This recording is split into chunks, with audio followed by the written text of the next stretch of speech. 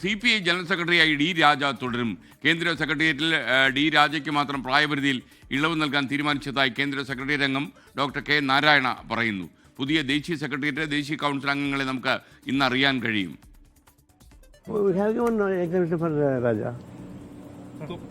Only 1% for exhibition. Remaining no. All 75. So it was decided now. Settled. Unanimous. Unanimously, only 1% exempted. That is Raja. Okay. Remaining all, including me, got down. Okay. So it was decided, sir. Yes.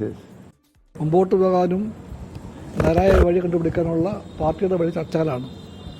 ആ ചർച്ച എല്ലാ party ഘടകങ്ങളിലും ഉണ്ടാകും.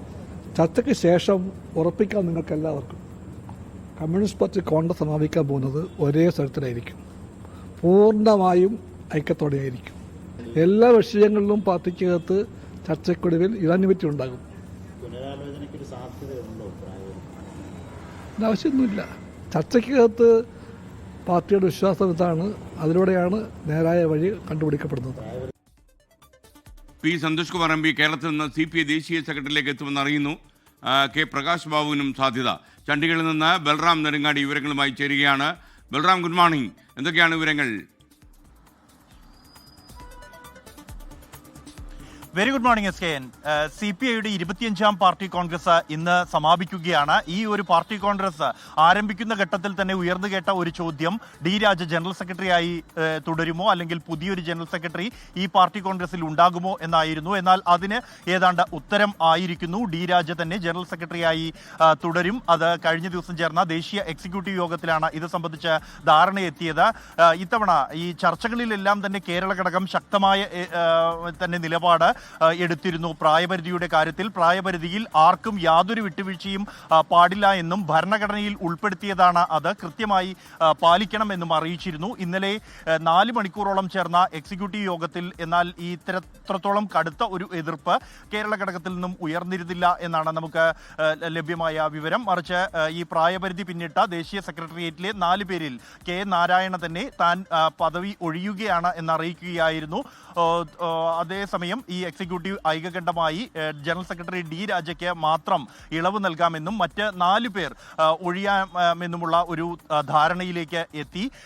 തുടർന്നാണ് പിന്നീട് മറ്റ് കാര്യങ്ങളിലേക്ക് പോയത്. ദേശീയ സെക്രട്ടേറിയറ്റിൽ ഇതെല്ലാം സംസ്ഥാനത്താണ് ഒഴിവുകൾ ഉണ്ടാകുന്നത്. ആ സംസ്ഥാനങ്ങളുടെ കോട്ട നിശ്ചയിച്ചു. ദേശീയ കൗൺസിലിലെ കോട്ട ഉൾപ്പെടെയുള്ളവ നിശ്ചയിക്കുകയായിരുന്നു. നിലവിലെ തീരുമാനമനുസരിച്ച് ഡോക്ടർ കെ നാരായണ, പല്ലബ് സെൻ ഗുപ്ത, അസീസ് പാഷ, നാഗേന്ദ്രനാഥ് ഓജ എന്നിവർ ദേശീയ സെക്രട്ടേറിയറ്റിൽ നിന്നും ഒഴിയും. പകരമായി 4 പേർ എത്തും. അതിൽ കേരളത്തിൽ നിന്നുള്ള പി സന്തോഷ് കുമാർ MP അദ്ദേഹം ദേശീയ സെക്രട്ടേറിയറ്റിലേക്ക് എത്താൻ ധാരണയായിരിക്കുന്നു എന്നുള്ളതാണ് നമുക്ക് ലഭ്യമാകുന്ന വിവരം. ഒപ്പം തന്നെ കെ പ്രകാശ് ബാബുവും ദേശീയ സെക്രട്ടേറിയറ്റിലേക്ക് എത്താൻ സാധ്യതയുണ്ട്.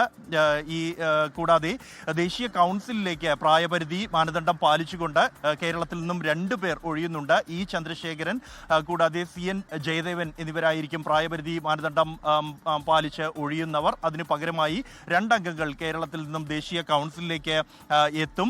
ഗോവിന്ദൻ പള്ളിക്കാപ്പിൽ, VS സുനിൽകുമാർ എന്നിവർക്കാണ് സാധ്യത. ഇത് സംസ്ഥാനത്തിന്റെ ഒപ്പം തന്നെ ഈ പ്രായപരിധി പിന്നിടുന്നവർ പ്രതിനിധീകരിക്കുന്ന ജില്ലകളുടെ കൂടി പരിഗണിച്ചുകൊണ്ടായിരിക്കും ഇക്കാര്യത്തിൽ അന്തിമ തീരുമാനമുണ്ടാകുക. എന്തായാലും രാവിലെ 8 മണിക്ക് ദേശീയ എക്സിക്യൂട്ടീവും 9 മണിക്ക് ദേശീയ കൗൺസിലും ചേരുന്നുണ്ട്. അതിലായിരിക്കും ഈ പേരുകൾക്ക് ഒരു അന്തിമ അംഗീകാരമുണ്ടാകുക. ശേഷം ചേരുന്ന സമാപന സമ്മേളനത്തിൽ ഔപചാരികമായി തന്നെ ഈ കാര്യങ്ങൾ പ്രഖ്യാപിക്കും. ഇന്ന് ഉച്ചയോടെ തന്നെ ഔദ്യോഗികമായ പ്രഖ്യാപനം ഈ കാര്യങ്ങളിലെല്ലാം തന്നെ ഉണ്ടാകും. SKN. Okay, thank you Balram Nedungadi. ചണ്ഡീഗഡിൽ തുടരും നമ്മുടെ വാർത്താ സംഘം. ലോകത്തെവിടെയായാലും ഏത് സമയത്തും 24 വാർത്തകളും ഓഗ്മെന്റഡ് റിയാലിറ്റി പാക്കേജുകളും എക്സ്പ്ലെയിനറുകളും വിശദമായി കാണാൻ ഞങ്ങളുടെ YouTube ചാനൽ നിങ്ങൾക്ക് സബ്സ്ക്രൈബ് ചെയ്യാം.